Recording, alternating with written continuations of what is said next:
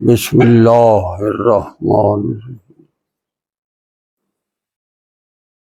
قل من یرزقکم من السماء والارض امن یملک السمع والابصار ومن یخرج الحی من المیت ویخرج المیت من الحی ومن یدبر الامر فسیقولون اللہ فقل افلا تتقون فذلکم اللہ ربکم الحق وماذا بعد الحق الا الضلال فانا تصرفون كذلك حقت کلمۃ ربک علی الذین فسقوا انہم لا یؤمنون قل هل من شرکائکم من یبدأ الخلق ثم یعیدہ قل اللہ یبدأ الخلق ثم یعیدہ فانا تؤفکون قل هل من شرکائکم من یہدی الی الحق قل اللہ یہدی للحق افمن یہدی الی الحق احق ان یتبع من لا یہدی الا ان یہدی وما لکم کیف تحکمون وما یتبع اکثرهم الا ظنا ان الظن لا یغنی من الحق شیئا ان اللہ علیم بما یفعلون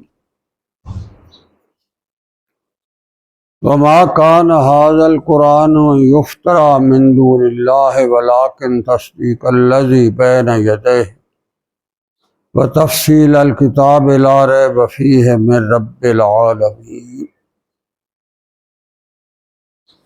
أم يقولون افتراه قل فاتوا بسورة مثله وادعوا من استطعتم من دون الله إن كنتم صادقين بل كذبوا بما لم يحيطوا بعلمه ولما يأتهم تأويله كذلك كذب الذين من قبلهم فانظر كيف كان عاقبة الظالمين ومنهم من يؤمن به ومنهم من لا يؤمن به وربك أعلم بالمفسدين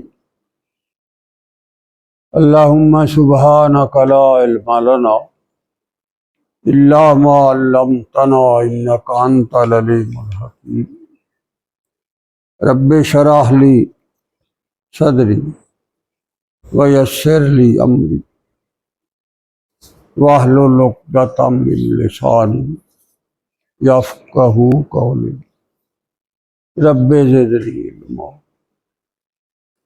یا رب صلی وسلم دائما ابدا علی حبیبک خیر الخلق کلہم۔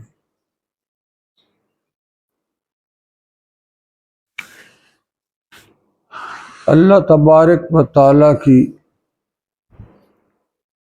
تخلیق کردہ کائنات کی حدیں انسانی عقل و فہم اور خرد و دانش سے وراء الورا ہے۔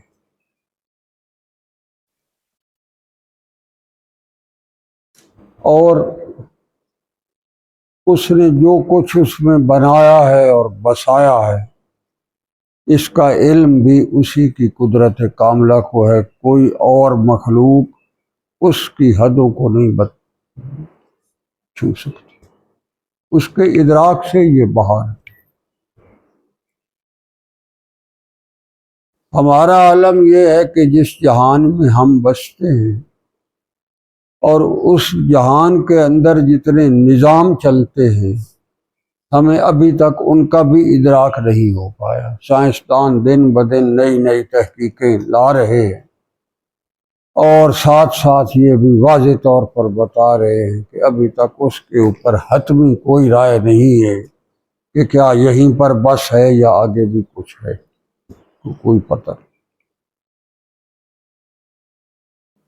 اللہ تبارک و تعالی انسان کو اپنی قدرت، اپنی الوہیت، اپنی ربوبیت، اپنی قدوسیت، اپنی خلاقیت، رحمانیت، رحیمیت، رزاقیت، اس کے بارے میں جب بتاتا ہے تو پھر اس کی عقل اور فہم کو سامنے رکھ کر اس کے سامنے صورتحال لاتا ہے اور پھر اسے سمجھاتا ہے اور پھر اس کو ایک سیدھی راہ کی طرف گامزن فرماتا ہے، اور اگر کوئی چل پڑتا ہے تو پھر اس کے لیے ہدایت کی سبیلیں کھولتا چلا جاتا ہے۔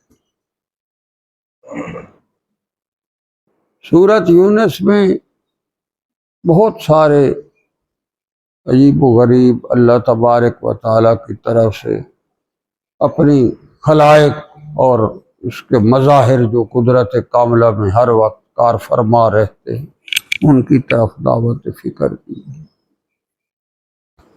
انسان اگر اپنے وجود کے لیے تھوڑا سا اپنے اندر جھانک کر دیکھے تو یہی اس کی جو تخلیق ہے اس کے اندر اللہ کی کتنی قدرتیں چل رہی ہیں، کتنی اس کے اندر اللہ کی طرف سے عطا کردہ مختلف نظاموں کے وہاں عمل دخل ہیں جن کے ذریعے وہ اس جہان میں چلتا پھر رہا۔ باقی تو اور رہ گئی، اللہ فرما رہا ہے کہ دیکھو تم جو کچھ بھی ہو اور جس قدر بھی تم اللہ کی ذات سے بیگانہ ہو کر زندگی گزارنے کا سوچ رہے ہو، تم یہ بتاؤ کہ تمہیں اس جہان میں زندہ رہنے کے لیے کس کی حاجت ہے؟ تم ذرا چشم تصور میں لاؤ کہ تمہارے لیے اس جہان میں گزر بسر، تمہاری زندگی، تمہارے لیے رزق کے اسباب، تمہاری یہ کرو فر اور تمہاری اکڑ فوں اور تمہارے بڑے یہ عمارتوں کے مظاہرے، لفظ ہے اس کے پیچھے کبھی تم نے دیکھا کیا ہوا؟ کہ تم اپنے بارے میں ذرا پہلے سوچو۔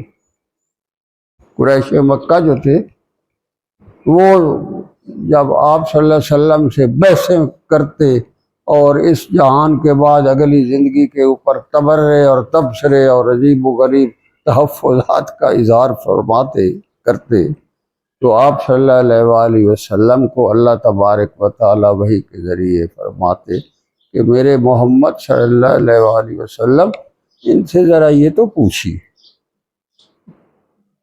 کہتا ہے کل میرے محمد صلی اللہ علیہ وآلہ وسلم ان سے ذرا یہ تو آپ پوچھیں، میں یرزقکم من السماء والارض، یہ ارض و سما کے اندر کتنے نظام چل رہے ہیں جس کی وجہ سے تمہارے لیے رزق آ رہا ہے، تم میں سے کتنے ایک پر مختار ہو؟ پہلے یہ تو بتاؤ۔ کتنی یہاں صرف آپ اندازہ کریں ایک دانے کے اگنے میں جو انسان کی خوراک بنتا ہے، ایک پھل کے پکنے میں، یا پانی کے جو بہاؤ ہے ان کے اندر اللہ تبارک و تعالیٰ کی کتنی قدرتیں کام کر رہی ہیں، کتنی یہ زمین پر ہوائیں چلتی ہیں، مٹیاں اڑاتی ہیں، گرد آلود ہوتی ہیں، مٹی کے ذرات مشرق سے مغرب تک جاتے ہیں اور شمال سے جنوب تک آتے ہیں، پھر اسی میں سے اللہ اپنی قدرت کاملہ سے دانہ جو ہے اس کو پھٹاتا ہے، اس میں سے کومپل بناتا ہے، زمین کی سطح پر لاتا ہے، زرخیزیاں اس کے اندر کتنی لگتی ہیں، کتنے موسم اس پر چل رہے ہوتے ہیں، دھوپ ہے تو ہوائیں ہیں تو بارشیں ہیں تو تمازتے ہیں تو چاند کی چاندنیاں ہیں، ستاروں کی جلملاہٹیں ہیں، یہ سارے مل کر تیرے لیے اس دانے کو پکا کر تیرے رزق کا سبب بنتے ہیں۔ اللہ کہتا ہے میرے محمد سے یہ بھی تو ذرا پوچھنا، یہ کون کر رہا ہے؟ قل من یرزقکم من السماء والارض، کہ آسمان اور زمین پر تیرے لیے اس جہان میں جو تو اکڑ فک کرتا پھر رہا اور بڑا تو اپنے آپ کو جو ہے فن خان سمجھ رہا ہے، تم یہ بتاؤ کہ تمہارے اس جہان میں زندگی گزارنے کے لیے، روٹی کھانے کے لیے، اپنا پیٹ بھرنے کے لیے کون ہے جو یہ سارے انتظام چلا رہا ہے؟ یہ بتاؤ پہلے۔ اور پھر جب تیری تخلیق ہو رہی ہوتی ہے اس وقت کون ہوتا ہے جو تیرے سارے اعضاء اور جوارے ایک خون کے قطرے سے پھر وہ تمہارے لیے ایک جما دیتا ہے، اس قطرے کو پھر اس کی بوٹی بنا دیتا ہے، پھر رحم مادر میں پھیلا دیتا ہے، پھر اس میں ہڈیوں کا جال بچھا دیتا ہے، اس کے اوپر کھال چڑھا دیتا ہے، اس کے اوپر بال اگا دیتا ہے، اور پھر تیرے اندر مختلف اعضاء اور جوارے کی صورت میں قدرے بھر دیتا ہے۔ یہ بھی ذرا پوچھ رہے ہیں یہ کون کرتا ہے؟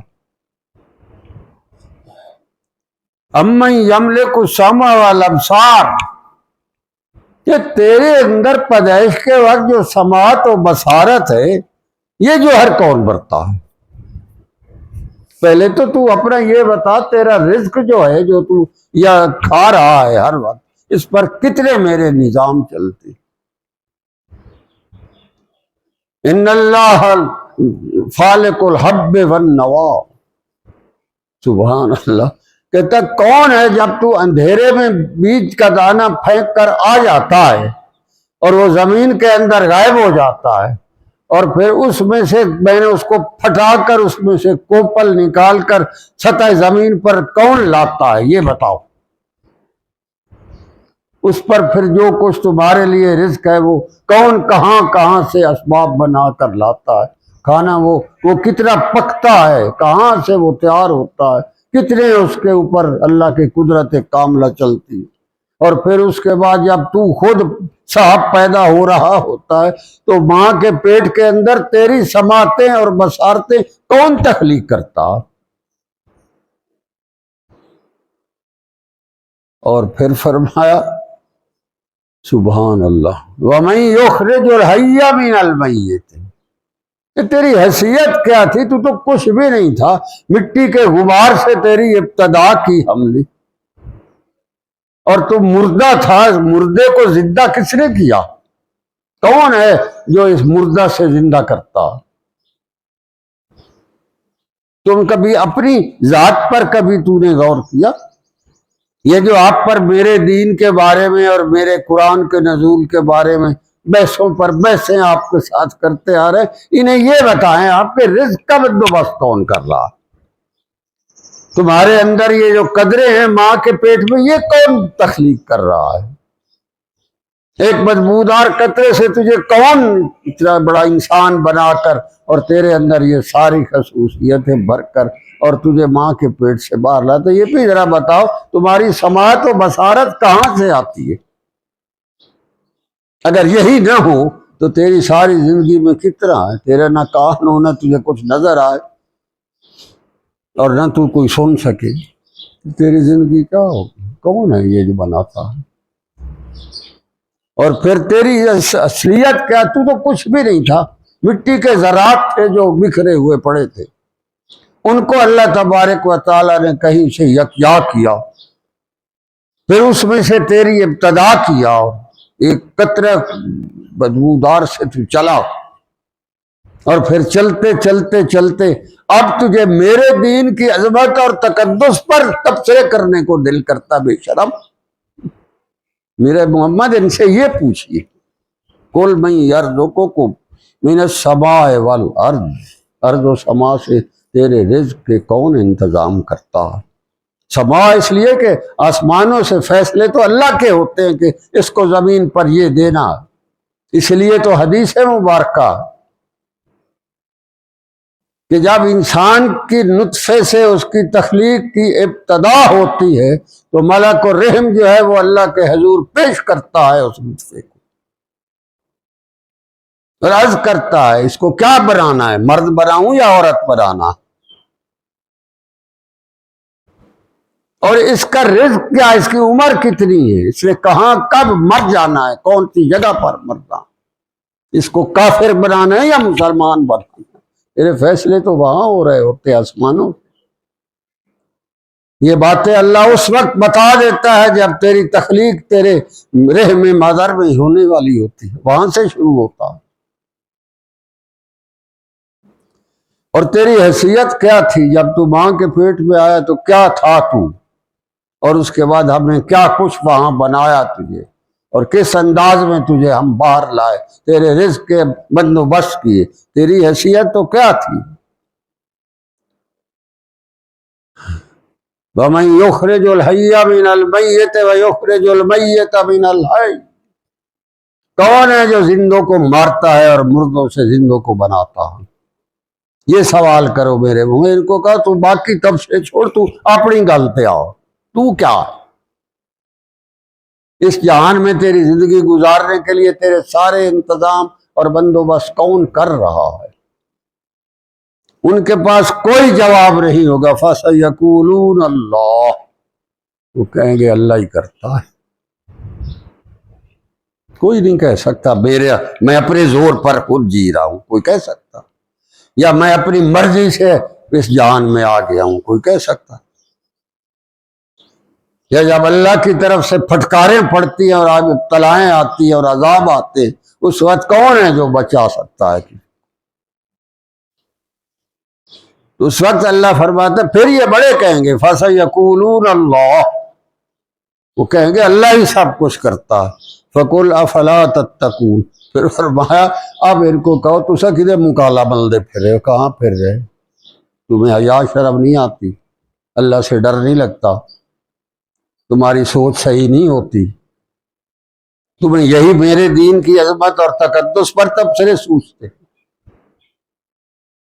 اللہ تبارک و تعالیٰ اس سے بنیاد بتا رہا ہے، تم ہو کیا، تمہاری حیثیت کیا، تم محتاج ہو۔ اگر معمولی سا بھی تیرے جسم میں فرق پڑ جائے تو تیری ساری اکڑ وہی ختم ہو جاتی۔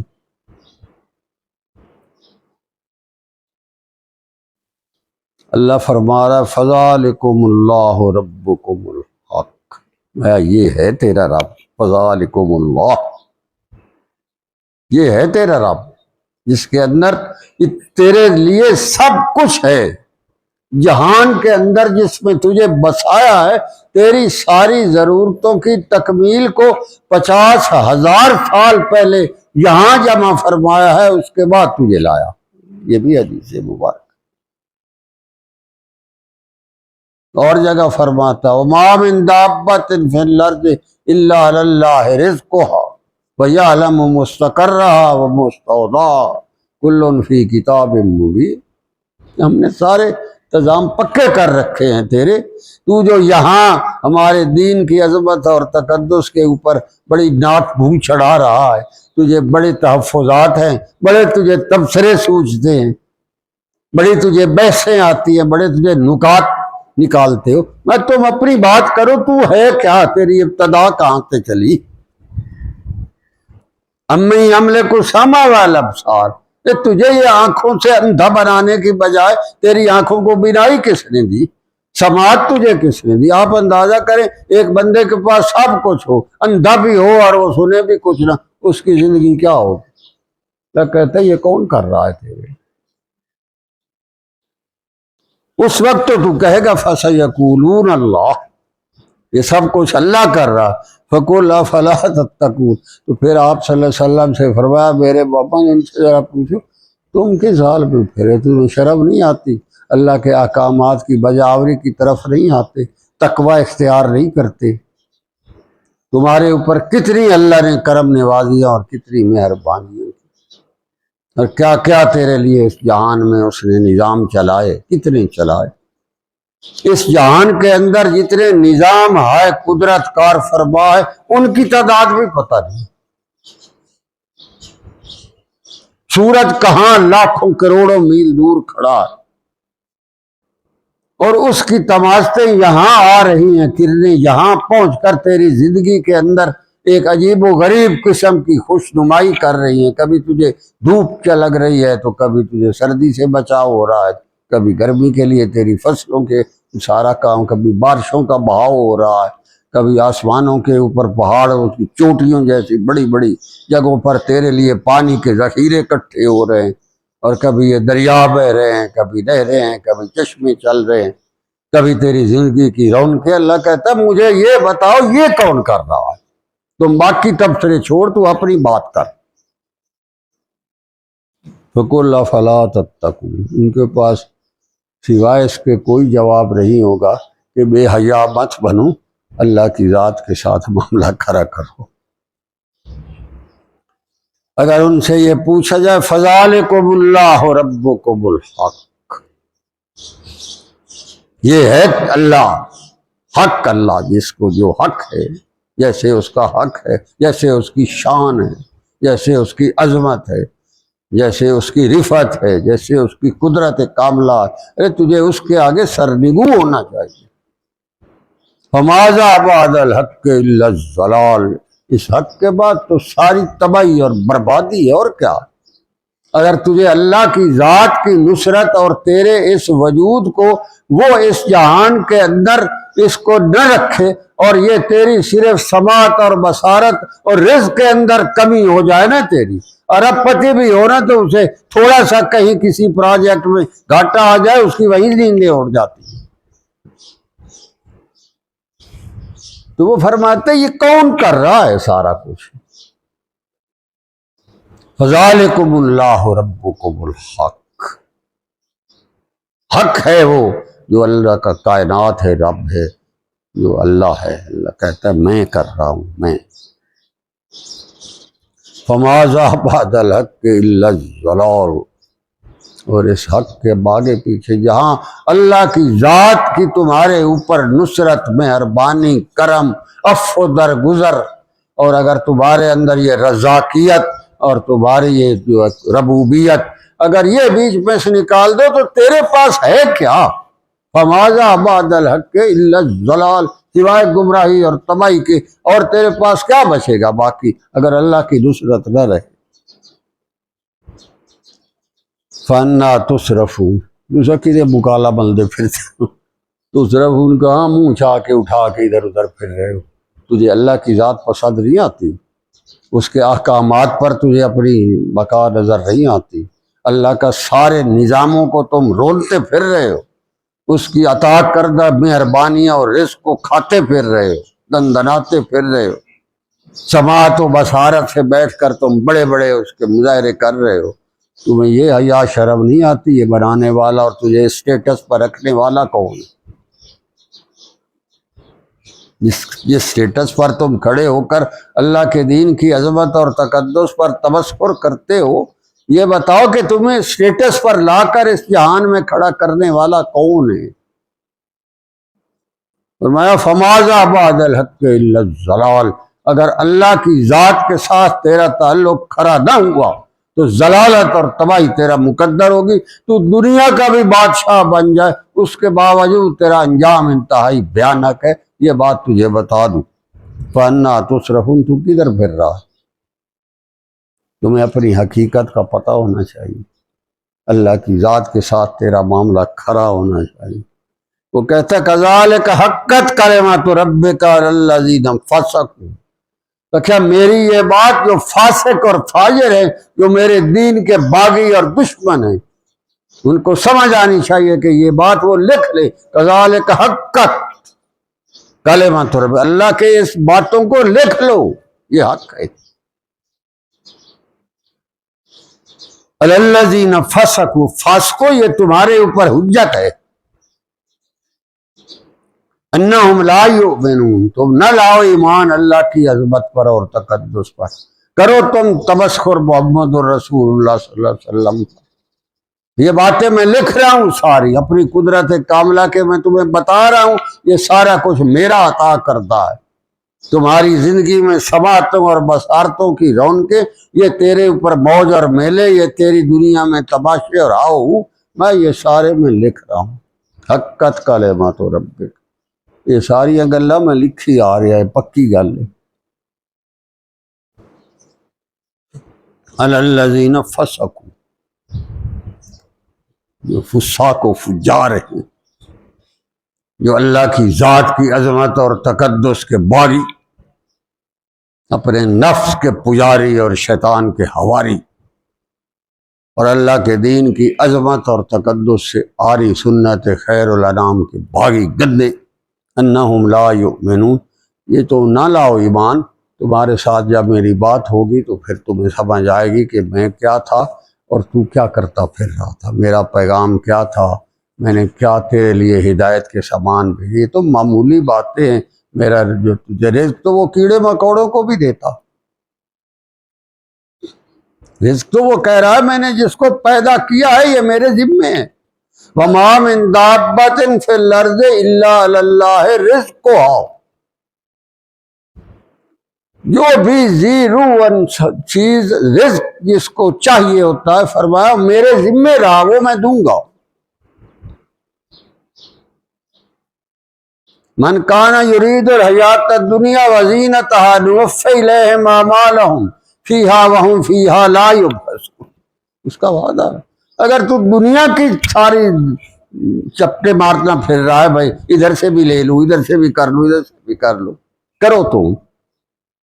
من کان یرید الحیات الدنیا، تیری زندگی کا مقصد ہی اگر صرف یہ دنیا ہی ہے، وزینتها، اور اس کی ہاؤ ہو اور بڑے کمفرٹس اور بڑے اسٹیٹس اور بڑے تیری ہاؤ ہو ہونی چاہیے، بڑی تیری شان ہونی چاہیے، بڑا معاشرے میں تیرا عمارت کا مقام ہونا چاہیے، اگر تو یہ چاہتا ہے ہم دے دیں گے تجھے۔ نوفی اعمالہم فیہا وہم فیہا لا یبخسون، اس میں سے کوئی بھی کمی نہیں کرے گا۔ تو 16 آنے کرے گا، ہم تجھے 17 آنے اس کا ریوارڈ دے دیں گے۔ اولئک الذین لیس لہم فی الآخرۃ الا النار، مگر اس کا آخرت کے اب تو آئے گا، تیری آنکھ بند ہوگی، آنکھ ابھی بند ہونے لگ رہی ہوتی تو اگلے انگوٹھے اتے چاڑ کے تنگی طرح پکی باندھ رہے بھائی کھلی نہ رہ جائے۔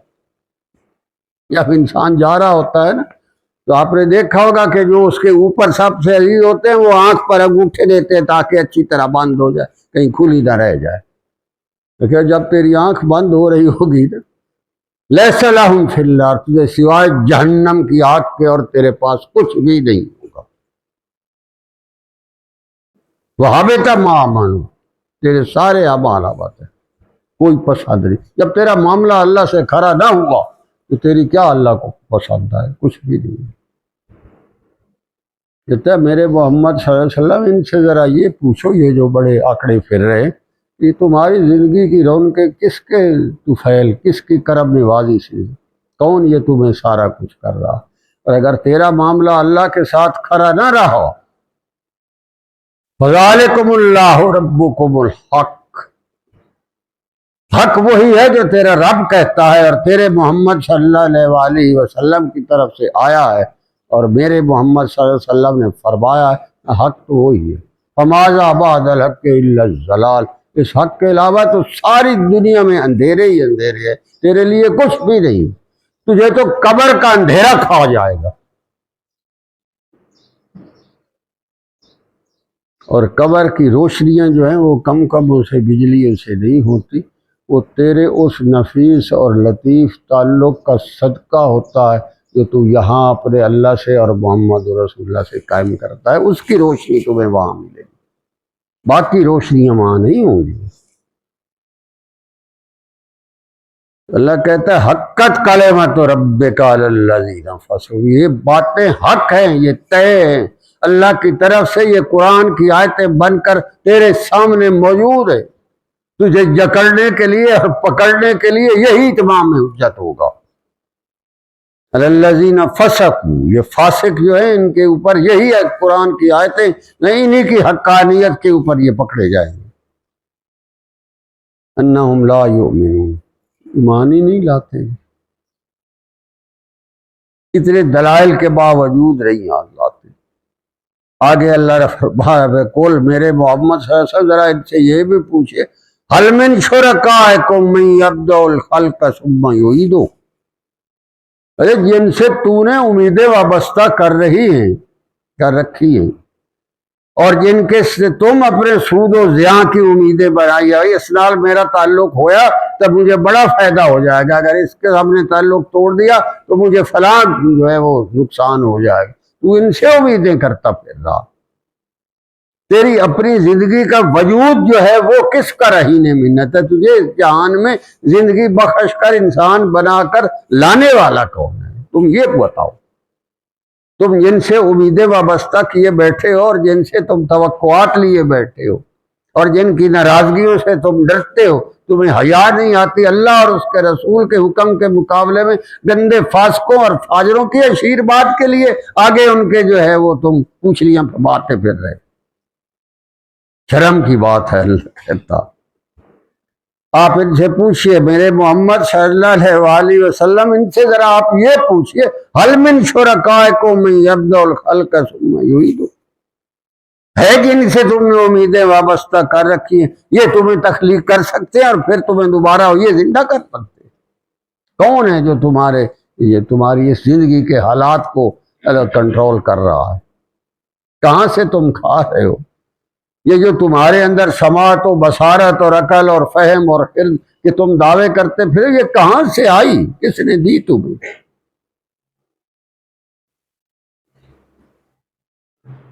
اور پھر فرماتا ہے وَمَن يُدَبِّرُ الْأَمْرَ، یہ ساری تدبیریں کون کر رہا ہے تیرے لیے؟ یہ ہوائیں اور بارشیں اور موسموں کے تغیرات اور چاند اور سورج کی روشنیاں، یہ ساری رونقیں کون بنا رہا ہے؟ ان کی تدبیر کون کرتا ہے؟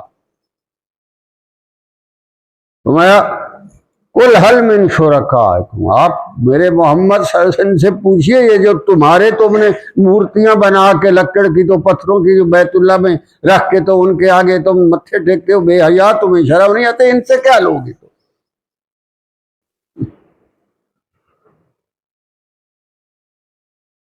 من یبدأ الخلق ثم یعیدہ،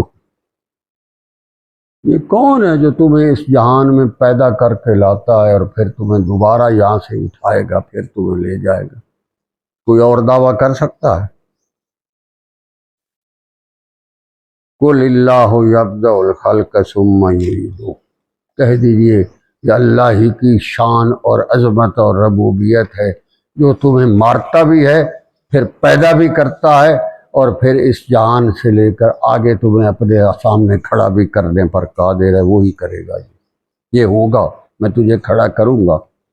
ثُمَّ يُعِيدُهُ، تمہیں ایک دفعہ پیدا کیا ہے، اس کے بعد تجھے اس جہان سے لے جاؤں گا اور پھر حشر کے دن کھڑا کروں گا تجھے۔ سے پوچھو ذرا کون ہے جو یہ کرتا ہے؟ قُلِ اللَّهُ يَبْدَأُ الْخَلْقَ ثُمَّ يُعِيدُهُ، اعلان کیجئے میرے محمد صلی اللہ علیہ وسلم، یہ میرا اللہ ہے جو سب کچھ کرتا ہے۔ فَأَنَّىٰ تُؤْفَكُونَ، اللہ فرمائے تو کدھر مکالا ملدہ پھر تم کہاں پھر رہے ہو؟ کیا کر رہے ہو؟ تم اپنی زندگی کے لیے کیا اصول بنا لیے ہیں؟ تم کن پرنسپل پر اپنی زندگی کو برباد کرتے پھر رہے ہو؟ اللہ کے دیا کھاتے ہو اور اللہ کے انعامات پاتے ہو، اور پھر اس کو اللہ کی طرف منسوب کر کے اس کے حضور نہیں آتے، اور گندے لوگوں کے ساتھ تمہاری گزر اثات اور رہن سہن، دوستیاں اور یاریاں جو تجھے اللہ کے دین سے دور لے جانے والے ہوتے۔ فَأَنَّىٰ تُؤْفَكُونَ، تجھے حیا شرم آنی چاہیے۔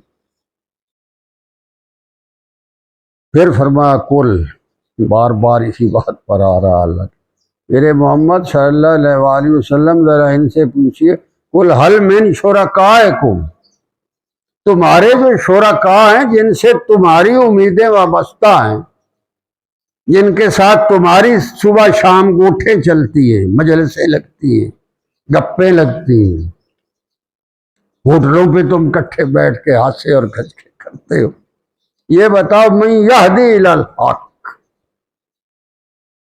حق کی طرف تمہیں کون نشاندہی کرتا ہے؟ زندگی تو وہ ہے جس کی زندگی کے اندر تجھے حق کی نشاندہی ہر لمحے اور ہر آن ہو، تجھے پتا ہو میری زندگی کے اس فیصلے اور اس کے نتیجے میں اگلے جہان اللہ کے حضور حاضر کے وقت میرے لیے کیا بن رہا ہے۔ یہ کون کرتا ہے؟ من یہدی الی الحق، حق کی طرف رہنمائی کون کرتا ہے؟ یہ کرتے ہیں جو فاسق و فاجر ہیں، جن کو سارا صبح سے شام تک اللہ کی حضوری میں جھکنے کی توفیق نہیں ہے، تو ان سے امیدیں وابستہ کر کے ان سے تو خیر مانگ رہا ہے۔ یہ تجھے جو ہے یہ اللہ فرما رہا ہے من یہدی الی الحق، یہ تجھے حق کے راستے بتائیں گے، حق کی طرف ہدایت کریں گے، حق کی رہنمائی کریں گے، ان سے تو امیدیں لیے بیٹھا۔ قل اللہ یہدی للحق، آپ صلی اللہ علیہ وسلم کو مخاطب کر کے فرمایا بتا دیجئے میرے محمد، اللہ یہدی للحق، اللہ کے ساتھ تمہارا معاملہ کھڑا ہوا تو حق کا راستہ سمجھ آئے گا، اگر اللہ کے ساتھ تمہارا معاملہ بگڑ گیا تمہیں حق کی، حقانیت کی، عظمت کی، روشنی کی، نور کی بنت بھی نہیں لینے دے گا، تجھے اسی غلاظتوں اور گندگیوں میں پھراتا رہے گا اور تیرا بیانہ انجام کی طرف لے جائے گا۔ یہ بات سمجھ آ گئی۔ افمن یہدی الی الحق، اور جو تمہیں حق کی طرف بلائے، سیدھے راستے پر لائے، اپنے انعامات کی بشارتیں سنائے اور عبدالآباد تک تجھے اپنے اخروی انعامات سے مالا مال فرمائے، احق ان یتبع، کیا اس کا یہ استحقاق نہیں ہے کہ اس کی اتباع کرو؟ تو حق ان یتبع، پھر کیا اللہ کی ذات کا استحقاق نہیں ہے کہ جو تجھے عبدالآباد تک کے حق کی نشاندہی یہاں فرما رہا ہے، تیری زندگی میں خوبصورت ترین انداز لا رہا ہے، اتباع محمدی کا نور اور اللہ تبارک و تعالیٰ کی حضوری کے سرور تیری زندگی میں بھر رہا ہے، کیا اس کا حق نہیں ہے کہ تو اس کی اتباع کرے؟ حق کوئی اتباع، کیا اس کا حق نہیں ہے کہ تم اس کی اتباع کرو، اس کی سنو، اس کی مانو، اس پر چلو؟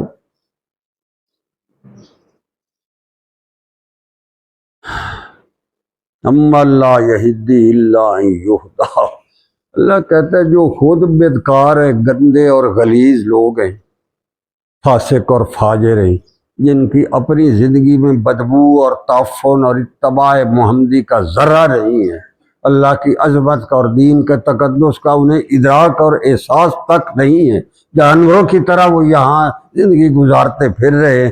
ارے جو خود ایسے ہیں وہ تجھے حق بتائیں گے۔ اما لا یہدی الا ان یہدی، جو خود حق پر نہیں ہے وہ تجھے حق کی رہنمائی کرے گے، تیرے میں عقل نہیں؟ ان کے ساتھ جو تیری گوٹھے ہیں اور دوستیاں ہیں اور تیرے آنے جانے اور بیٹھنے اٹھنے ہیں اور گپ شپ ہے اور مجلسیں ہیں، جو خود راہ پر نہیں ہیں وہ تجھے راہ پر لگا لیں گے، تیرے لیے حق کا جو ہے وہ راستہ بتائیں گے۔ فما لکم، یہ کیا تم کرتے پھرو، کیا فیصلہ ہے جو تم نے زندگی کا کر رکھا؟ تمہیں کوئی عقل بنی ہے، تمہیں کوئی سمجھ نہیں۔ کیف تحکمون، تم اپنی زندگی کو کن لائن پر لگائے پھر رہے، اپنے لیے کیا تم زندگی گزارنے کے راستے بنائے پھر رہے ہو؟ زندگی وہی اس جہان کے اندر اللہ کے حضور پسند ہے جو محمد و رسول اللہ صلی اللہ علیہ وسلم کے نقوش کف پا پر چل رہے بات۔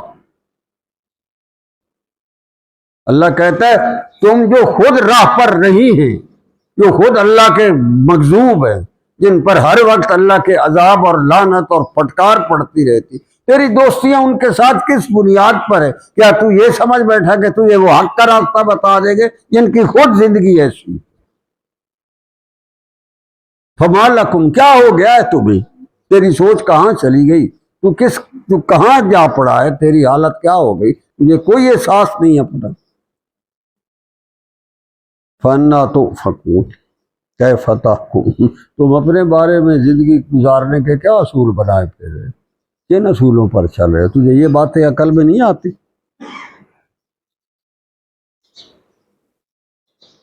کہ جی ساری دنیا ہے کہ اس پاس سے جل رہی جی، آج کل دا ماحول ایسا ہے جی، جو ہمارے لیڈر ہیں وہ کہتے ہیں جی ترقی جی سانو چاہیے جی، اسی بڑیاں قوماں نال جانا ہے جی، فلان کرنا، لعنت تواڈے منہ تے ہونی ہے۔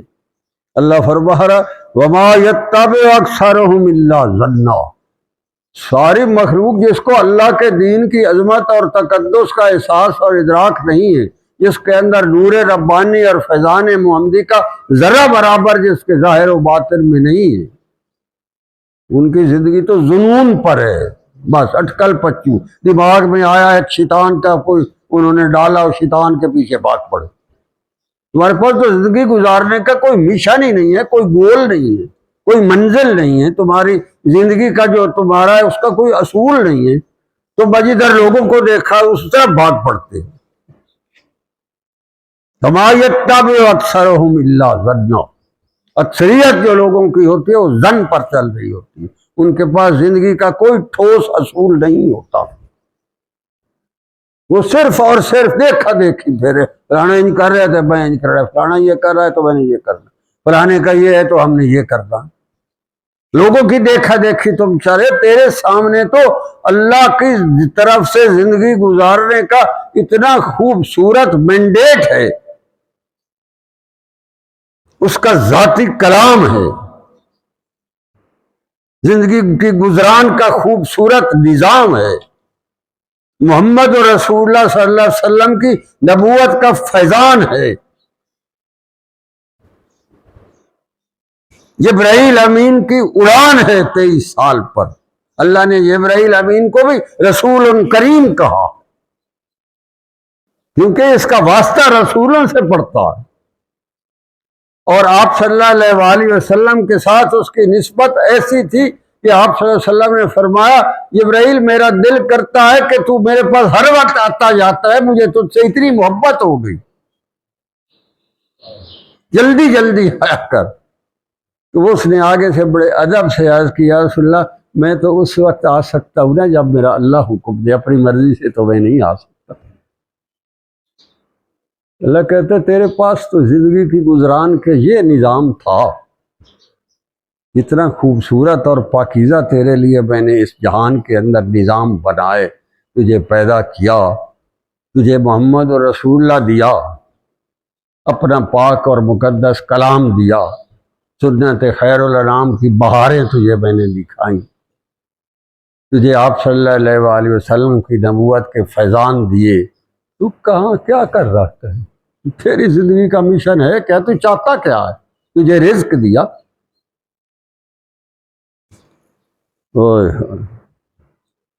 وما یتبع اکثرهم الا ظنا ان الظن لا یغنی من الحق شیئا۔ ارے تیری جو ظن ہے، جو ظنون ہے، جو تیرے اپنے ذہن کے اندر اٹھنے والے شیطانی جنون ہیں، جو تیری جو لوگوں کی دیکھا دیکھی جو تم اپنی زندگی ان کے پیچھے لگا کے اپنی تباہی کرتے پھر رہے ہو، کیا یہ حق کا متبادل ہو سکتے ہیں؟ لا یغنی من الحق شیئا، کوئی چیز اللہ کے اس حق کے بارے میں جس کی تعیین اس نے کی ہے اس کے مقابلے میں بھلا یہ جنون پر زندگی گزارنے والے جو ہیں اٹکل پچو، کیا یہ برابر ہو سکتے؟ تو نے یہ فیصلہ کیا ہے، تیری عقل یہ کام کرتی ہے؟ کتنی عجیب باتیں ہیں یہ ساری، کتنی عجیب و غریب اللہ نے جھنجھوڑا ہے بندے کو کہ تیری زندگی کی گزران ہے کس لائن پر، تو کن خطوط پر جا رہا ہے۔ ان الظن لا یغنی من الحق شیئا، کبھی ظن بھی جو ہے وہ حق کے مقابلے میں برابر اس کا نیم البدل ہو سکتا ہے۔ فرماتا ہے ان اللہ علیم بما یفعلون، تم جو کچھ بھی اس زندگی میں کرتے پھر رہے نا مجھے سارا پتا،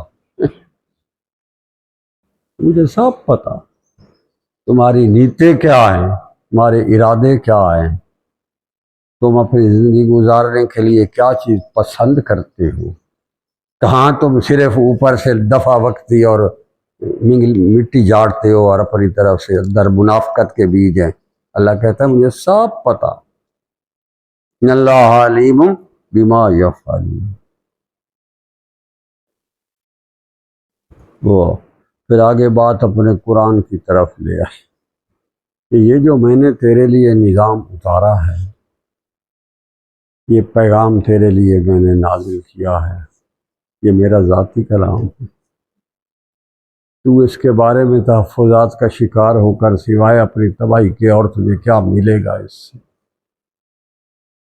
اگر تجھے قرآن کریم کی سے ہدایت نہیں ہو رہی، تجھے میرے اس پیغام کو، تیرے دل کو وہ جھنجھوڑ نہیں رہا، میرے محمد صلی اللہ علیہ وآلہ وسلم کے فرامین جو ہیں احادیث مبارکہ اور وہ تیرے دل کے اندر بہار نہیں لا رہی، تو پھر تو یہی اس پر بکواس ہے کہ یہ افطراء ہے، یہ آپ صلی اللہ علیہ وآلہ وسلم کے بارے میں جو کہتے تھے یہ جادو ہے، ان پر جو ہے کہانت ہے، یہ جادو کہانت کے رولے جو ہیں یہ بھی بڑے ہیں آج کل، ہم بھی بھگت رہے ہیں الحمدللہ، اللہ کا شکر ہے اس کی کرم نوازی سے، اللہ سب کے منہ کالے کرے گا اور اللہ اپنے سرخرو کرے گا، اللہ یہ جادو ٹونے انہی پر ڈالے گا جو کتوں کی طرح کرتے پھر رہے ہیں انشاءاللہ۔ ارے تو یہ کہتا پھر رہا ہے وَمَا كَانَ هَذَا الْقُرْآنُ يُفْتَرَىٰ مِن دُونِ اللَّهِ، یہ افطراء ہے، یہ احمد علیہ باللہ، اللہ نے بس ایک ہمارے لیے مصیبت خانہ بنا دیا، توبہ اللہ پر آج۔ قرآن کے ساتھ کسی قسم کا بھی ذرہ برابر، ایک بال کے کھربویں حصے کے برابر بھی اس کی حقانیت پر ریب کرنا قطعی کفر، اس کا متبادل کسی چیز کو بھی بنانا اور پھر اس پر زور دینا اور پھر قرآن کو پس پوش ڈال کر اس کے فضائل بیان کرنا، یہ قطعی کفر ہے، لا ریب کفر ہے۔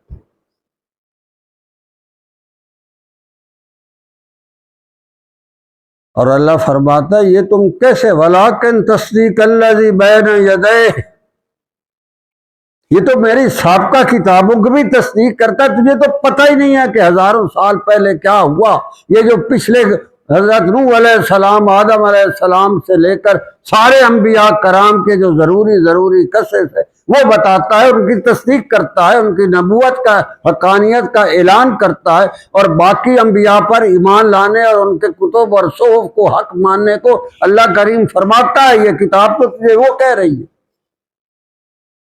وَلَٰكِن تَصْدِيقَ الَّذِي بَيْنَ يَدَيْهِ، جو اس سے پہلے سب کی تصدیق کرتا ہے، وَتَفْصِيلَ الْكِتَابِ، اور میں نے تیری زندگی گزارنے کی ساری تفصیلیں بے وقوف اس کتاب میں دی ہیں، تفصیل الکتاب، اور پھر فرمایا دیکھا لا ریب فیہ، اس میں شک نہ کر، تیرے پاس روئے زمین کا اگر اس جہان میں اللہ کی طرف سے کوئی انتہائی عظیم الشان اور نایاب انعام اور تحفہ ہو سکتا ہے تو وہ اللہ کا یہ ذاتی اور پاک کلام ہے جو تجھے اللہ نے دیا، لا ریب فیہ من رب العالمین، اس میں کوئی ریب نہیں ہے، رب العالمین کا کلام، اس پر آ جاؤ، اسی کو مان جاؤ، اسی کو اپنی زندگی کا محور بناؤ، انفرادی سے لے کر قومی زندگی پر اسی قرآن کی عظمت اور حقانیت اور سنت خیر الانام کا ہر صورت دفاع کرو، اسی کو اپنی زندگی کا آئین بناؤ، یہی ہماری زندگی گزارنے کا اجتماعی اور انفرادی زندگی کے ہر شعبے میں ہم اسی کی رہنمائی لیں گے، اسی کے قانون کو ہم اپنا زندگی کا قانون بنائیں گے، اسی کو ہم اپنا قومی سطح پر قانون بنائیں گے اور اسی کی عظمت کے گن گائیں گے، اور اس کے مقابل آنے والے کسی بھی اور آئین پر لعنت ہوگی۔ ہمارے لیے سب کچھ یہی ہے، یہی اس کا آئین ہے، پاکستان کا آئین قرآن ہونا چاہیے، خلافت راشدہ کا نظام ہونا چاہیے، اور ہر عالم کو یہ اعلی کلمۃ اللہ یہ پوری دنیا کے سامنے رکھنا چاہیے، اور غلبہ اسلام اس کی زندگی کا مشن ہونا چاہیے۔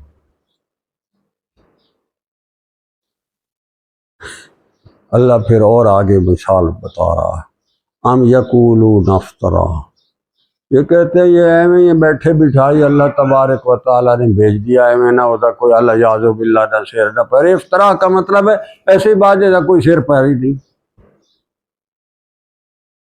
چلیے ترجمہ افطرا کا مطلب یہ ہے جو حقیقت میں نہیں ہے، میں گلہ ایسی انہوں ہے کہ پہاڑ بنا دیتا انہوں ایسے ہی۔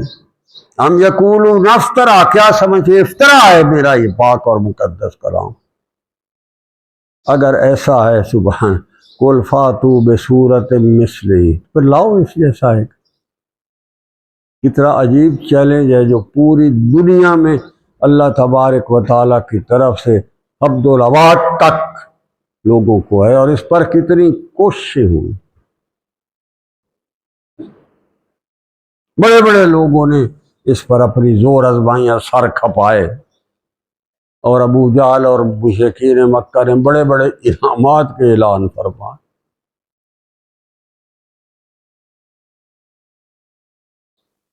علماء کہتے ہیں ایک آیت مبارکہ جو ہے نا 9ویں سپارے،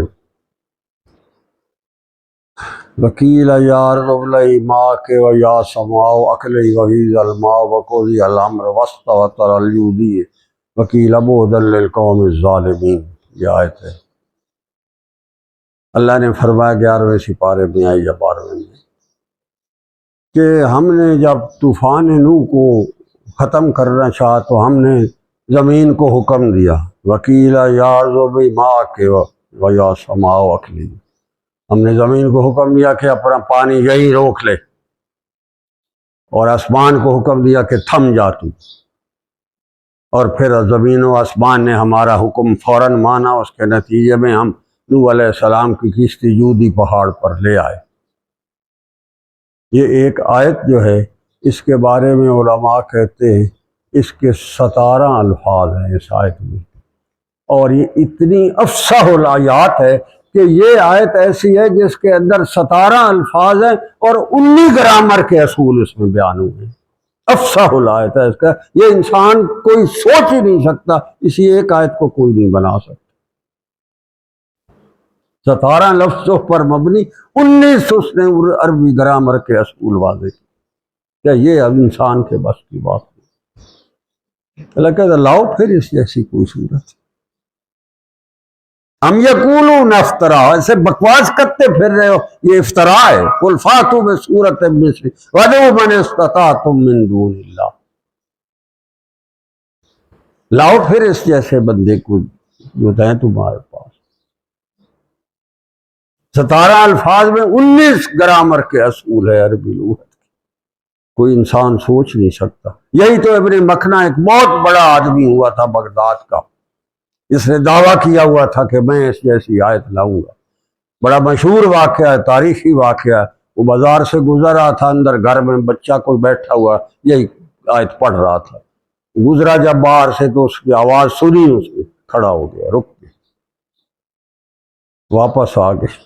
چوک پہ کھڑے ہو کر اس نے اپنے سارے قلم توڑ دیے، جو کچھ اس نے عربی کی گریمروں کے اصول لکھ کر آیتیں بناتا پھر رہا تھا، وہ سارے کاغذ اس نے پھاڑ دی، اور اس نے اعلان کر دیا کہ اللہ کریم کی یہی ایک آیت جو آج میں نے بچے کے منہ سے جو روانی سے وہ اونچی آواز میں پڑھتا جا رہا تھا، اسی نے مجھے باندھ کر رکھ دیا ہے۔ اس جیسی آیت، اس کے اندر جو اصول بیان ہوئے، ایک آیت ہے 17 الفاظ ہے اور 19 اصول بیان ہو گئے، کسی انسان کے بس کی بات نہیں ہے۔ لا الہ الا اللہ محمد رسول اللہ۔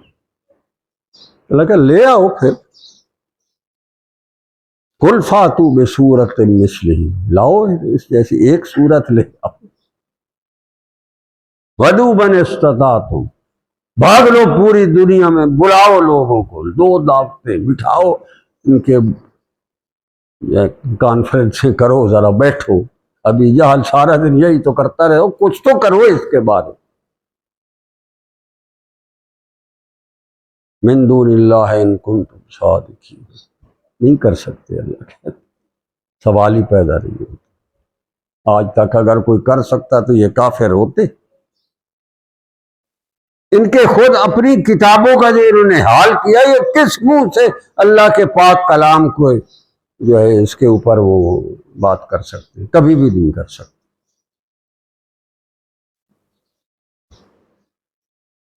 اس سے بڑا بدبخت ترین انسان اور کون ہوگا جو یہ عقیدہ رکھتا ہے کہ اللہ کا یہ پاک اور مقدس کلام اور اس کے اندر موجود نظام جو ہے یہ ترقی کی راستے میں رکاوٹ ہے۔ جو یہ کہتا ہے اس سے بڑا کافر اور کون ہوگا؟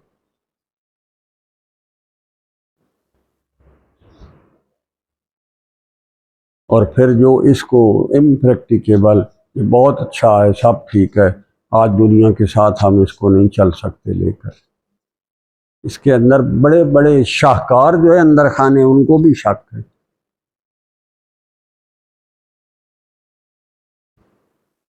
ایک بہت بڑا جو نجدی تھا، اس سے کسی نے پوچھا کہ جی سود حلال ہے کہ حرام ہے؟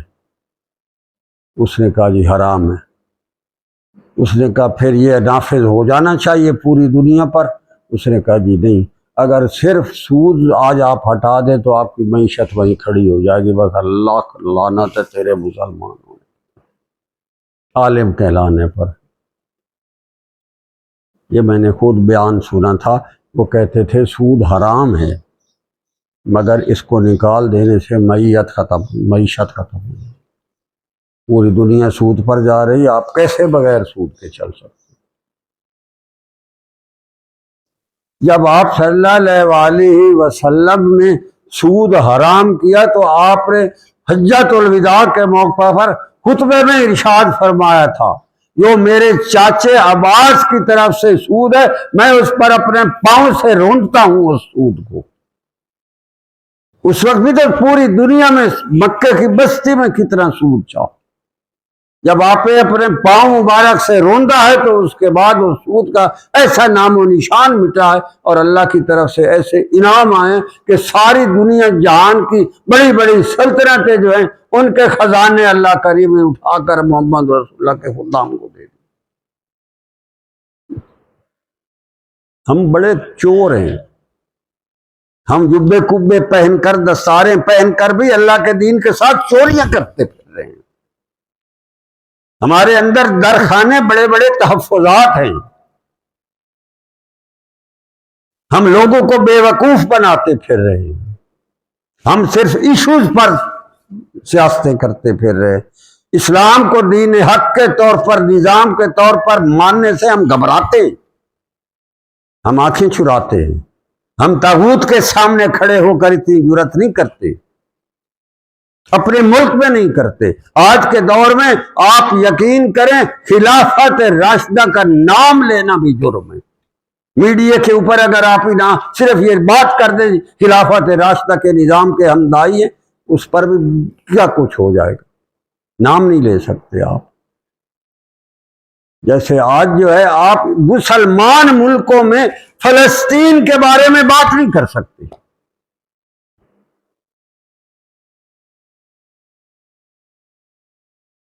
مسلمان ملکوں میں جہاں اسلام نازل ہوا تھا، جہاں بیت اللہ ہے، جہاں روضہ رسول اللہ ہے، وہاں آپ نہیں بات کر سکتے، کہ وہاں ان کے ساتھ جو کچھ ہو رہا ہے اس پر آپ بات نہیں کر سکتے۔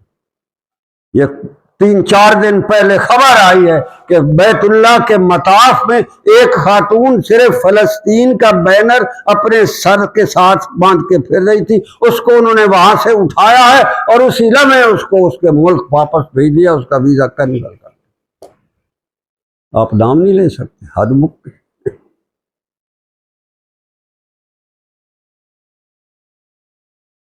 اسی طرح آپ خلافت کا نام نہیں لے سکتے۔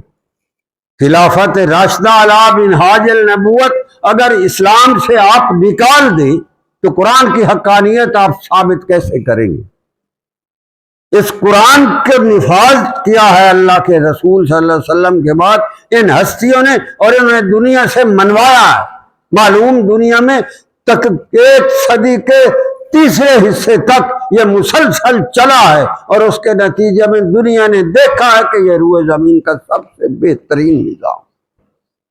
آج بھی جو ہے کفر اور حنود و یہود و نصارہ اپنے ملکوں میں حضرت عمر ابن خطاب رضی اللہ تعالی عنہ کے بنائے ہوئے قوانین کو اپنا کر ان کے نام سے شروع کیا ہوا ہے۔ آج بھی برطانیہ کا جو ہے دی عمر لا آف ویلفیئر، جو حضرت عمر ابن خطاب نے فرمایا تھا، اسی عمر ابن خطاب کے نام سے کافروں نے وہ اپنے قانون بنا رکھے۔ ہمارے ملک میں اس نظام کا نام لینا ہی منع، اس سے بڑی بدبختی اور کیا ہوگی اس قوم۔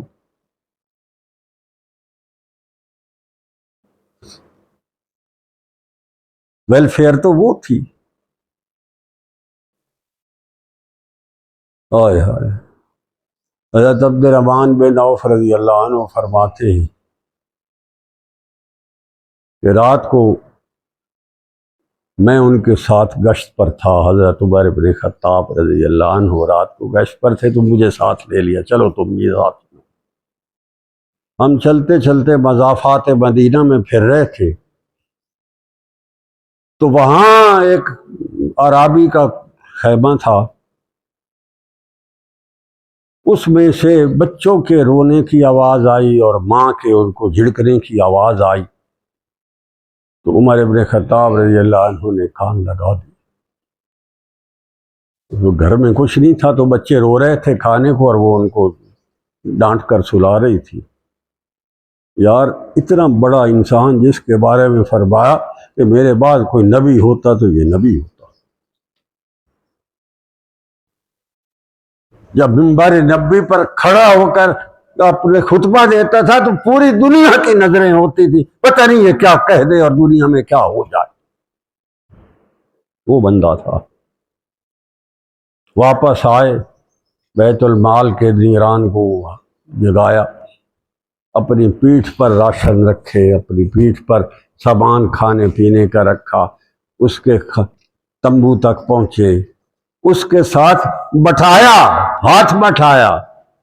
اور اب عمر حضرت عبد الرحمن بن عوف فرماتے ہیں میں نے عرض کی امیر المومنین اب تو راشن ان کا پک گیا, کھا رہے ہیں بچے, اب تو چلو واپس نیند آ رہی ہے. ہائے ہائے. کہتا ہے عبد الرحمن میں نے اس بچوں کے رونے کی آوازیں سنی تھی, اب یہ سیر ہو کر کھائیں, میں ان کو ہنستا دیکھ کر پھر جاؤں. ارے بے وقوف کے دے اس نظام کو تو کہتا ہے امپریکٹیکیبل ہے. ہمارے دین کا اثاثہ ہے, ہماری پہچان ہے. یہ نظام اسلام یہ اس پاکستان کا مقدر بناؤ, اس کے لیے اپنا سب کچھ لٹاؤ اور اللہ کے دین کی عظمت کا جھنڈا لہراؤ. کل کو اللہ کے حضور سرخرو ہوگے. اگر اللہ کا دین مظلوم رہے اور تیری حضرت صاحب اور شیخ الحدیث بن کر تو پھرتا رہے اور اپنے لقب لیتا رہے, اور تیرے اس لقبوں کو کیا کرے گا کوئی. یہ آواز اٹھانا اب وقت کا تقاضا ہے, اٹھانا چاہیے, زندگی سے بے پرواہ ہو کر اٹھانا چاہیے. اللہ کے دین کی عظمت اور تقدس کا جھنڈا لہرانا چاہیے.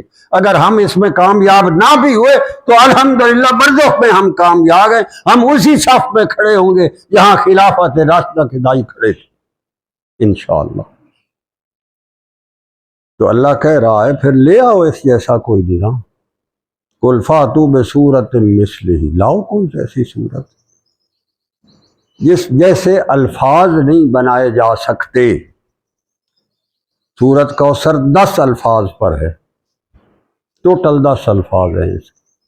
جب آپ لوگ قرآن جیسے 10 الفاظ 1500 سال میں نہیں بنا سکے, پوری دنیا نے زور لگا لیا, تو اس جیسا نظام کہاں سے لا سکتے. یہ کسی نظام کوئی نظام اس کا متبادل نہیں ہو سکتا. یہ ایمان ہے ہمارا. اگر اس ایمان میں ذرا سا بھی لغزش آئے تو وہ ریب ہے, کفر ہے. انسانیت کے لیے زندگی کے اندر اگر کوئی اللہ کی طرف سے ایسا نظام ہو سکتا ہے جو اسے پسند ہے تو اس کا اعلان ہے ان الدین عند اللہ الاسلام ورضیت لکم الاسلام دینا. میری رضا اسی اسلام میں ہے. محمد رسول اللہ صلی اللہ علیہ وسلم نے اسی اسلام کے غلبے کے لیے میدان میں کھڑے ہو کر کفر کو للکارا. حنین میں کھڑے ہو کر انہیں تلواریں لہرا کر اپنے خچر پر سوار ہو کر اور کفر کے آنکھ میں آنکھ ڈال کر فرمایا ہے انا النبی لا کذب انا ابن عبد المطلب, میں اللہ کا نبی ہوں, میں عبد المطلب کا پوتا ہوں, میں اس اسلام کی عظمت اور تقدس پر میدان میں کھڑا رہوں گا. ارے تو زیادہ نفیس ہے اس سے, تجھے زیادہ تحفظات سوچتے. غلبہ اسلام اس وقت ایمان کا حصہ ہے, اس میں کوئی شک نہیں. اللہ تبارک و تعالیٰ کو اپنا دین پسند ہے, اور اسی دین کے ساتھ جس کی جتنی زیادہ نسبت اور اٹیچمنٹ ہوگی وہی اللہ کو پسند ہے.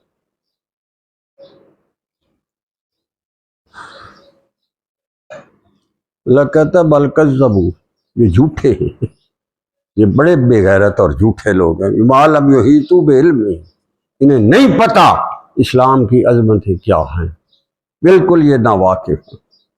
لما یاتیہم تاویلہ, اور انہیں کچھ نہیں پتا اسلام کے, یہ فضول اور واہیات اور گندی اور مصلحت آمیز منافقانہ تعویلیں کرتے ہیں. کذالک کذب الذین من قبلہم, اس سے پہلے بھی یہ جھٹلائے جاتے رہے، میرے دین کی عظمت اور تقدس کو لوگوں نے جھٹلایا ہے۔ اور اس سے پہلے فانظر کیف کان عاقبۃ الظالمین، کبھی تم نے ان کے انجام دیکھے؟ ایسے ظالموں کے انجام آپ لوگوں نے دیکھے جنہوں نے میرے دین کو جھٹلایا؟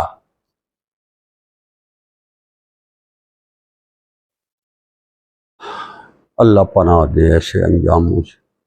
آپ اندازہ کریں، جہاں سینکڑوں سینکڑوں سال اسلام کی عظمت اور تقدس کے جن خطہ زمین پر جن ممالک پر جھنڈا لہراتا رہا، آج وہاں یہود و نصارہ کی حکومتیں۔ آپ اسی اسپین کی تاریخ پڑھیں، حیران رہ جاتا ہے۔ کیا مجاہد تھا، نوجوان لڑکا تھا یار، طارق بن زیاد کوئی بڈھا تھا، کوئی زندگی کا بڑا ایکسپیرینس تھا اس کو، انڈر 30 تھا وہ، آ رہا تھا جب یہ جو سمندر اس نے کراس کیا نا، تو رات کو اس نے کہا بیڑیوں کو تیلی لگا دی۔ ٹوٹل جو تھے 8-9 ہزار آدمی تھے مجاہد اس کے پاس، اور آگے پورا ملک پڑا ہوا تھا۔ تو بڑے بڑے جو وہاں فنکار قسم کے ساتھ ہوتے ہیں نا، جو بے ستار پہنے ہوئے اندر سے ابلیس ہوتے، انہوں نے کہا آپ نے تو فقہ کا اصول ہے کہ اسباب کو، ظاہری اسباب کو نہیں چھیڑنا چاہیے، آپ نے تو یہ اسباب، کل کو اگر ہمیں شکست ہوئی اور واپس جانا پڑے تو بیڑیاں ہی جل گئیں، اب کیا ہوگا، پھر تو خودکشی ہے یہ آپ نے کیا کر دیا؟ اس نے کہا میں نے جب واپس جانا ہی نہیں تو میں نے کیا کرنا، میں نے آگے ہی جانا ہے۔ کہا یا کل کو جو یلغار ہوگی انشاءاللہ تعالیٰ وہ آگے ہوگی، اور تمہیں پتہ ہو جائے کہ پیچھے تمہارے سارے اسباب ختم ہیں، یہی لڑنا ہے یا اللہ کے دین کی عظمت اور تقدس کا جھنڈا کھڑا کرنا ہے۔ میری فقہ یہ ہے، اس نے کہا۔ لکھا ہے رات کو خیمے میں سویا ہوا تھا تو کیا دیکھتا ہے، آپ صلی اللہ علیہ وآلہ وسلم زرہ پہنے ہوئے خلفائے راشدین شیخین رضوان اللہ علیہم دونوں، ایک طرف حضرت ابوبکر صدیق ہیں، ایک طرف حضرت عمر ابن خطاب ہیں، اور تینوں ہستیوں نے جو ہے جنگی لباس پہنے اور سمندر پر چلتے آ رہے ہیں۔ اور وہ فرماتے ہیں طارق بن زیاد میں خیمے میں تھا تو آپ صلی اللہ علیہ وسلم میرے خیمے کے سامنے سے گزرے اور مجھے ارشاد فرمایا طارق ہمارے پیچھے چلتے آؤ۔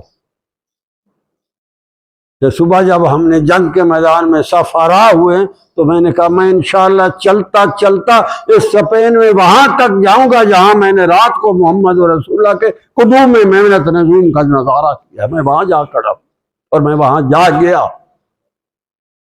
دنیا نے دیکھا کہ طارق بن زیاد نے 7-8 ہزار مجاہدین کے ساتھ اسپین کے ملک کو فتح کر دیا۔ ارے انہی کے قدموں کے صدقے تو 700-800 سال چلا ہے۔ ارے گدھا تو کہتا پھر رہا ہے اسلام اور یہ اللہ کا قرآن اور یہ آئین جو ہے یہ ترقی کے راستے میں رکاوٹ ہے، تو رکاوٹ ہے۔ عوام اور اسلام کے دوران یہ طبقہ رکاوٹ ہے۔ عوام کے لیے اسلام کی برکتیں کو پہنچانے کے راستے میں یہی طبقہ رکاوٹ ہے جو اللہ کے دین اور اسلام اور خلافت راشدہ کے نظام کا مخالف۔ آپ صلی اللہ علیہ وآلہ وسلم کے نقوش کف پا تو آج بھی موجود، اسی پر چلو۔ اللہ فرمائے بل کذبوا، یہ جھوٹے ہیں، میرے دین کے ساتھ جھوٹ بولتے ہیں یہ، بما لم یحیطوا بعلمہ، ان کو کچھ پتہ نہیں ہے میرے دین کی عظمت کیا ہے، ان کو جس چیز کا پتہ نہیں ہے یہ اس کے آگے احاطہ کرتے پھر رہے ہیں۔ ولما یاتیہم تاویلہ، اور اس کی حقانیت کا انہیں کیا پتہ، انہوں نے کو دین کی حقانیت دیکھی ہی نہیں،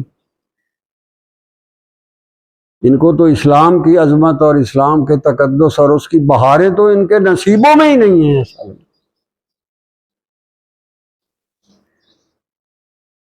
اللہ کہتا ہے کذالک کذب الذین من قبلہم، جنہوں نے پہلے ہمارے دین کو جھٹلایا انہوں نے کیا انجام پایا کہ ان کو یہ عقل نہیں آتی۔ بغداد کتنا بڑا عظیم الشان خلافت اسلامیہ کا مرکز تھا، کتنا بڑا مرکز تھا۔ جب یہ مستنصر کے اوپر تاتاریوں نے حملہ کیا تو ہلاکو خان نے اس کو سامنے لایا، تو اس کے لیے جو ناشتہ رکھا نا، اس کے اندر سونا کی ڈلیاں، ہیرے، کوئی جواہرات، کوئی اس طرح کی، کہا کھاؤ یہ۔ تو اس نے کہا یہ میں کیسے کھاؤں، یہ تو میں نہیں کھا سکتا۔ تو اس نے کہا بے وقوف، اگر تو تمہیں عقل ہوتی تو ان کے ساتھ کھیلنے کی بجائے تو ان کو پگھلا کر اس کا اسلحہ بنا کر آج میرے خلاف لڑتا تو تجھے یہ انجام تو نہ دیکھنا پڑتا۔ تو نے یہ کیوں نہیں کیا؟ یہ تو سارے یہ سونے چاندی بھرتا رہا، عیاشیاں کرتا رہا، یہ حیا نہیں آئی کہ تو اپنے ملک کے دفاع کے لیے ان کو پگھلا کر اس کی جگہ اسلحہ، تلواریں، نیزے اور ڈھالے بناتا تاکہ تو میرا مقابلہ کرتا اور تیرا ملک بچ جاتا۔ اس کا جو وزیر اعظم تھا ابن القمی، وہ غدار ملا ہوا تھا، بعد میں اس نے اس کو طلب کیا۔ وہ سمجھ رہا تھا کہ شاید اب مجھے یہ اپنے ملک کا وزیر اعظم بنا دے گا۔ اس نے کہا اس کو نمدے کے اندر لپیٹ کر اس کے اوپر گھوڑے دوڑاؤ۔ کہا میں نے تو آپ کے ساتھ در پردہ ملا ہوا تھا۔ اس نے کہا جو تو اپنے اس جہاں تو پلا، جہاں تو بڑا، جہاں تو بوڑھا ہوا، جہاں تو وزیر اعظم جس مملکت کا بنا، اگر تو نے اس کے ساتھ غداری کیا تو ایسا کتا ہے تو میرے ساتھ بھی کرے گا، میں تیرا وجود نہیں رکھنا چاہتا۔ اس نے اس کے اوپر گھوڑے دوڑا دیے۔ اللہ کہتا ہے کذالک کذب الذین من قبلہم، جنہوں نے ہمارے دین کے ساتھ غداریاں کی اور جھٹلائے، انہوں نے اس کو نہیں دیکھا کیا انجام ہوا۔ فانظر، دیکھو، اس کو پڑھو، مطالعہ کرو، اللہ کے دین کے ساتھ غداریوں کے انجام دیکھو کیا ہوا۔ فانظر کیف کان عاقبۃ الظالمین، ایسے ظالموں کا انجام کیا ہوا۔ آپ یقین کریں آج جو فلسطین میں جو کچھ ہو رہا ہے اور جس طرح کا طرز عمل آ رہا ہے، اس کے نتیجے میں یہ جو خوش بیٹھے ہیں بھئی ہم صرف بیان دے کر بچ جائیں گے، آپ یقین کریں یہ آگ جب بھڑکے گی اور اللہ کا غضب آیا تو یہ آگ اسی طرح یہاں بھی آ جائے گی۔ یہ صرف وہیں تک محدود نہیں رہے گی، آگے آئے گی اور پورے عالم اسلام کو لپیٹ میں لے گی۔ اور یہ مت کوئی خوش ہو کہ یہاں ہم بڑے امن سے بیٹھے ہیں، ہم ترقیاں کرتے پھر رہے ہیں، ہم فنڈ لیتے پھر رہے ہیں، اور ہم جو ہے پورے، یہ سارا بکواس اور خرافات ہے۔ اللہ کہتا ہے تم نے اس سے پہلے لوگوں کے انجام نہیں دیکھے، کم لوگ ہوتے ہیں ان میں سے جو اس پر ایمان لائیں گے۔ فرمایا وَمِنْهُمْ مَنْ يُؤْمِنُ بِهِ وَمِنْهُمْ مَنْ لَا يُؤْمِنُ بِهِ۔ یہ باتیں آپ لوگ کریں، اللہ کا قرآن ہے، آپ صلی اللہ علیہ وسلم نے کی، مگر اس پر سارے ایمان نہیں لائے۔ ساروں کو یہ بات، ساروں کے اپنے اپنے انہوں نے گھروندے بنا رکھے۔ پچھلے دنوں وہاں کافی سارے مولوی بیٹھے ہوئے تھے، میں وہاں چلا گیا، بات چلی، میں نے کہا حضرت اب آپ پتہ کیا کریں، اب یہ جو آپ نے اسلام کو 77 سال قید بامشقت دے کر اپنے مدرسے کی چار دیواری میں پابند سلاسل کر رکھا ہے نا، اب اس کو نکالو باہر، اس کی قید کو جو ہے نا اب ختم کرو، اس کی قید ختم، اب اس کو نکالو، اس کو بازار میں لاؤ، اس کو دفتر میں لاؤ، کھیت میں لاؤ، اپنے ایوان اقتدار میں لاؤ، اس کو وہاں لاؤ۔ اب اس کو بیچارے کو بڑی قید ہو گئی، 77 سال یہ قید بامشقت بھگت رہا ہے، اب اس کی جان چھوڑ دو، اس کے پیر جو ہے اس میں سے زنجیریں نکال دو، اس کو لے آؤ باہر میدان میں تاکہ یہ سڑکوں پہ نظر آئے، عدالتوں میں نظر آئے، ایوان اقتدار میں نظر آئے۔ اب اس کو بچ کرو، اس کے ساتھ ظلم، مدرسوں کے اندر چار دیواری میں قید خانہ جیل سے نکالو، ان کو باہر لاؤ۔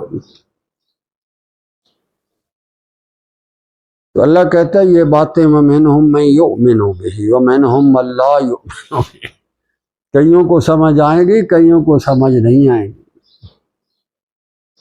اللہ کرے ہم سب کو، ہمیں کم از کم سمجھ آ جائے، جو داعی اسلام ہیں، جو غلبہ اسلام ہیں، جو صوفیاء کرام ہیں، جو بڑے بڑے جو ہیں مشائخ الزام ہیں، اللہ کرے انہیں سمجھ آئے، اپنوں کو ہی سمجھ نہیں۔ ہم بھی صرف تصوف وہ ہی مانتے ہیں، بس آج جی کھاؤ پیو بیٹھو، بس تھوڑا 2 ٹائم ذکر کی تو سو جاؤ، بس اس صبح چپ کر کے اٹھ کے ذکر کر کے چلے جاؤ، بس سارا اسلام یہیں پر ہے۔ کتنے افسوس کی بات ہے، آپ صلی اللہ تعالیٰ علیہ وآلہ وسلم کی حیات طیبہ کہتی یار 10 سال میں 80 سے اوپر غزوات و سرایا،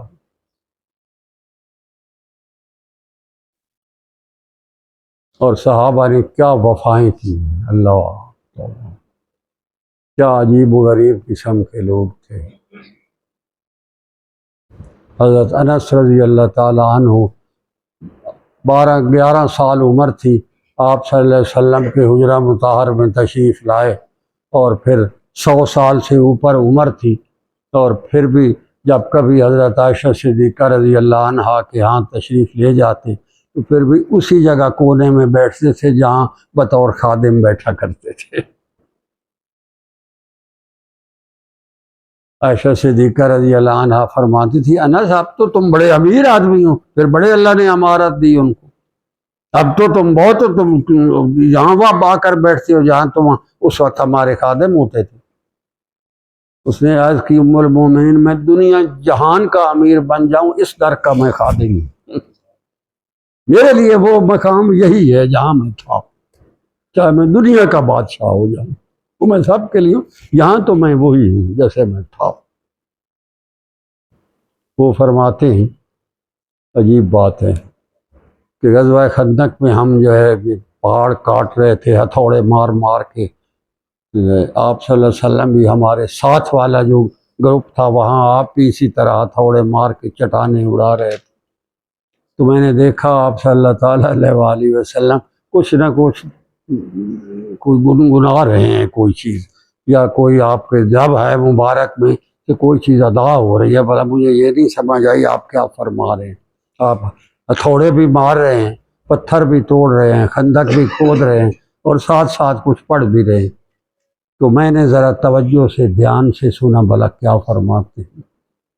آپ صلی اللہ علیہ وسلم فرما رہے تھے اللہم لا عیش الا عیش الاخرہ، اے اللہ عیش تو آخرت کی ہے، یہ کیا دنیا کیا ہے، لا عیشہ کوئی عیش نہیں اس دنیا میں الا عیش الاخرہ فاغفر للانصار والمہاجرہ۔ سبحان اللہ، آپ کے خدام آپ کے ساتھ کھڑے ہوئے خندقیں کھود رہے ہیں، مدینہ کی ریاست کا دفاع ہو رہا ہے، محمد رسول اللہ بھی اسی طرح ساتھ ہیں۔ حضرت انس فرماتے ہیں جب آپ کے شکم مبارک سے قمیض ہٹتی تھی تو میں دیکھتا تھا آپ کے بال مبارک کے اندر بھی گرد جمی ہوتی تھی، میں نے یہ دیکھا۔ جب میں نے سنا کہ آپ صلی اللہ علیہ وآلہ وسلم نے فرمایا اللہم لا عیش الا عیش الاخرہ فاغفر للانصار والمہاجرہ، میں نے بھی کدال رکھ کر آپ صلی اللہ علیہ وسلم کو مخاطب کیا، کھڑے ہو شعر کا جواب دیا میں نے، نحن الذین بایعوا محمدا، اے محمد صلی اللہ علیہ وآلہ وسلم ہم بھی وہ ہیں جو آپ کے نام پر بک گئے،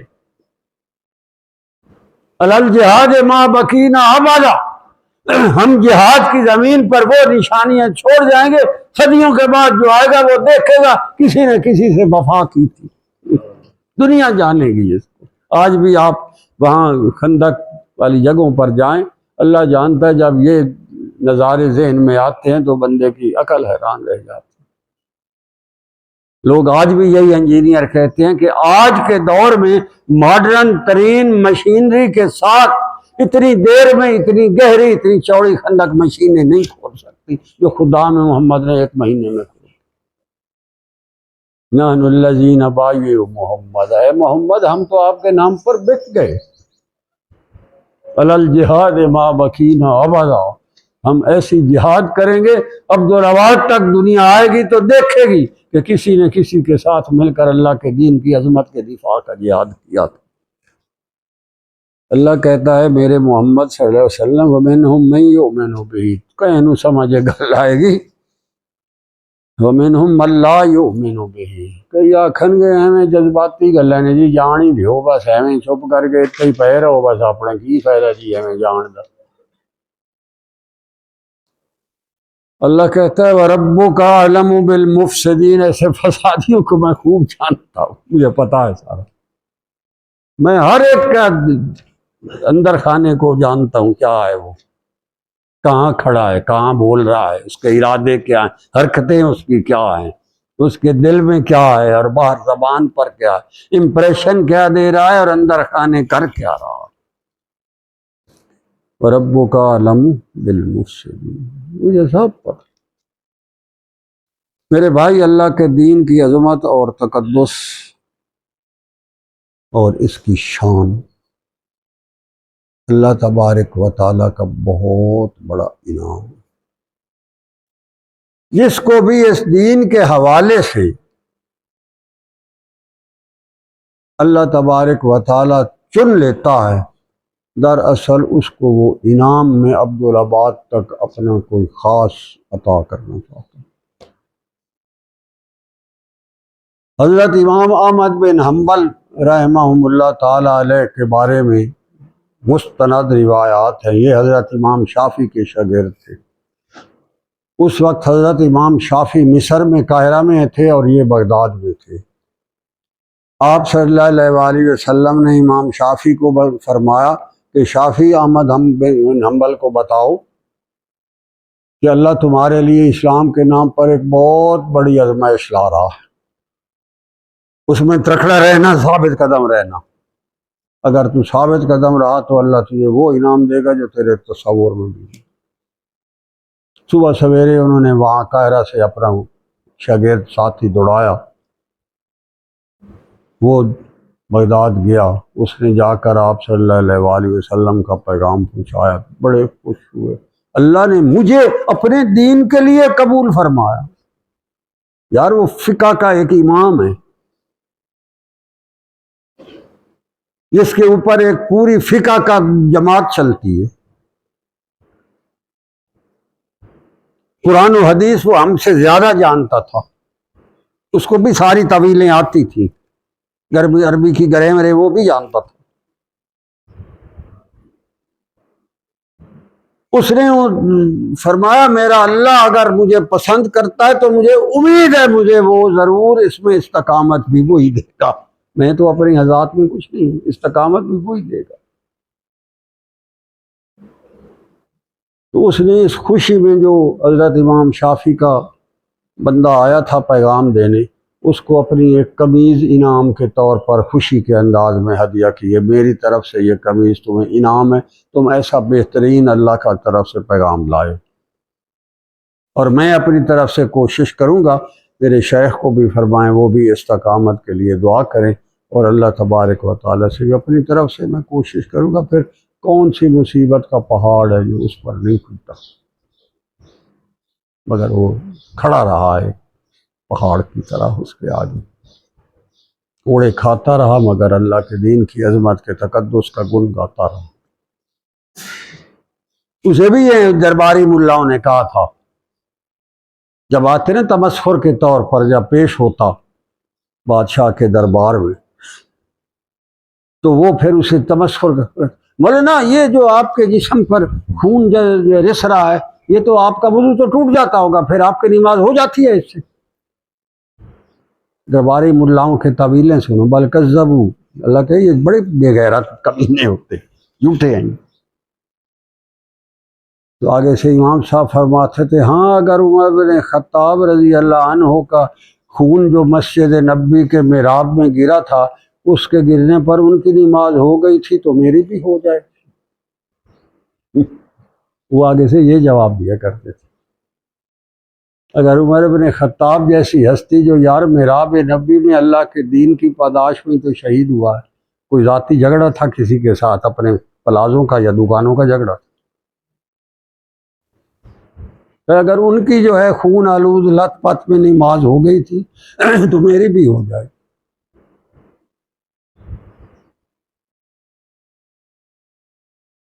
علماء نے لکھا ہے اس کو 100 دفعہ زیارت ہوئی ہے آپ اللہ کی ذات، 100 دفعہ۔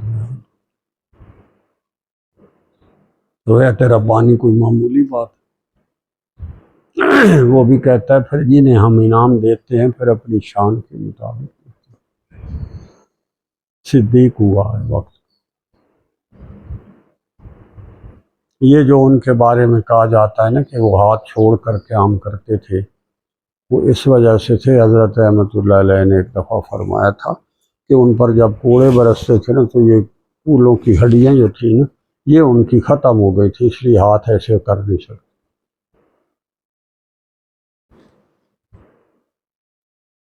امام غزالی رحمہ اللہ نے چوتھی جلد میں عجیب و غریب واقعات ان لوگوں کے لکھے ہیں۔ وہ فرماتے ہیں کہ اللہ کے حضور ایک دسترخوان لگا ہوا ہے، جنت کی نعمتیں ساری اس دسترخوان پر لا کر سجائی جاتی ہیں۔ اس دسترخوان کے خادم ملائکہ ہوتے ہیں، اللہ کے عرش کے سامنے لگتا ہے، اور اس دسترخوان کے سرے پر ایک آدمی بیٹھا ہوتا ہے بس، جس کے لیے یہ لگتا ہے۔ امام غزالی نے لکھا ہے، وہ بھی وقت کا صدیق ہے، اسے ایویں ساڑی والے کا شف نہیں جڑے ایویں اس ٹھوک دیتے ہیں۔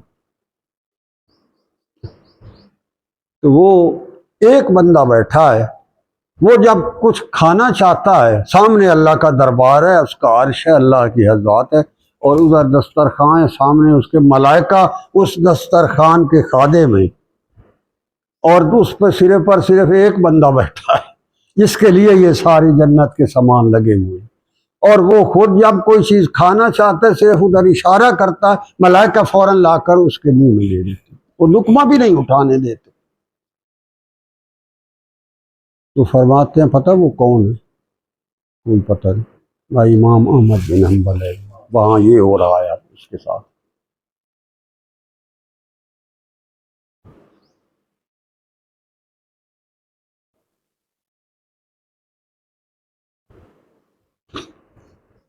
یہ ہے صوفیہ، یہ ہے اللہ کے دین کی عظمت اور تقدس اور اس کی پاسداری۔ ہم اس قابل قطعاً نہیں ہیں۔ ہم تو چاہتے ہیں کسی طرح کام ہو جائے اور ہمارا کچھ بھی نہ جائے۔ کہ جیلے کوئی ذرا کدوں کھڑو چھڑو کا آیا مزہ تھا، اسے لے آونے سارے منازل تھے، مناصب تھے، مشاہدے تھے، فلان تھے، ڈمخان تھے، یہ مزہ تو وہاں ہے۔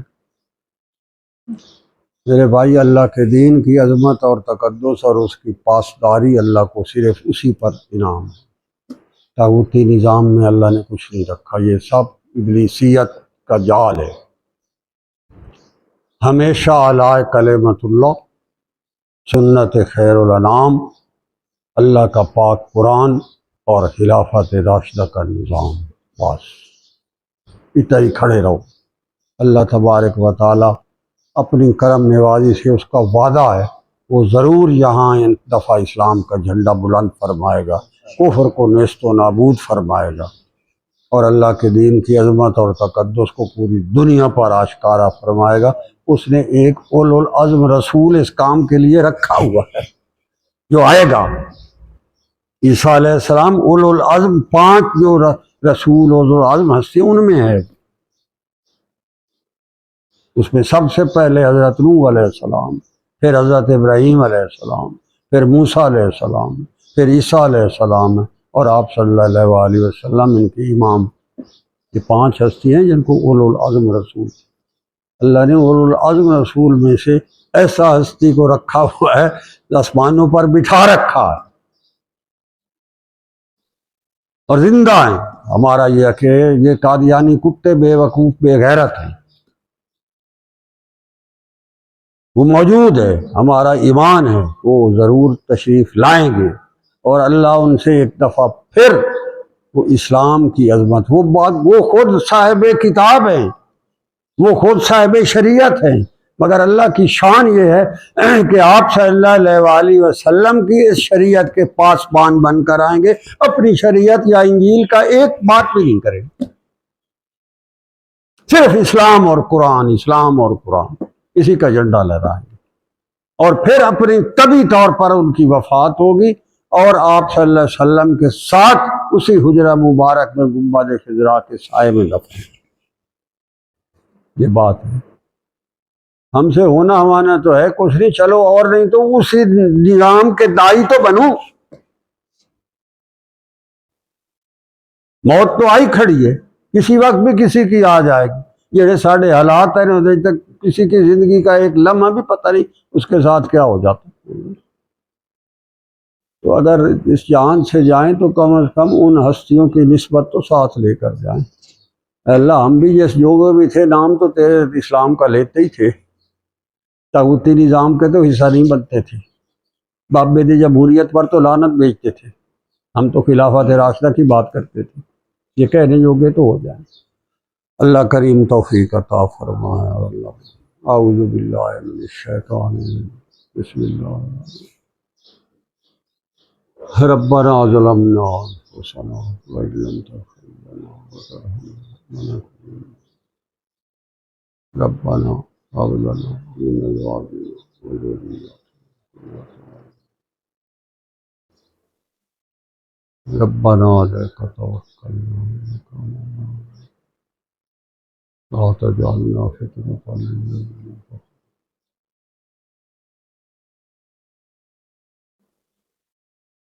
ربنا آتنا لنا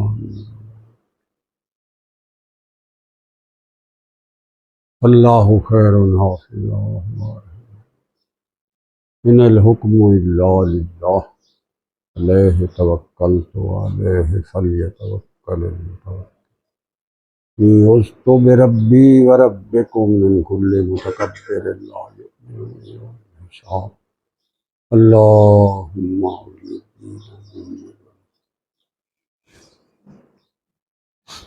اللہم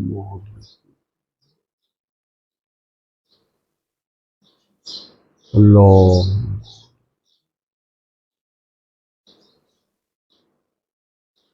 صلی اللہ تعالی علیہ محمد